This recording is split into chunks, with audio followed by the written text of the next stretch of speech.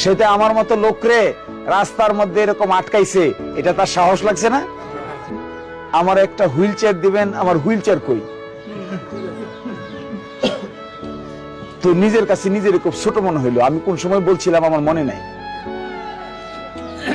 এই ছেলেটার এই প্রতিবাদ দেখে মনে হইল সমাজে এখনো সত্য কথা বলার মতো লোক আছে। আমরা তো একে বেয়াদব বলবো না, কিন্তু না, সে তো তার প্রয়োজনের কথাটা বলতেছে। এই সাহসটা সে দেখাইছে।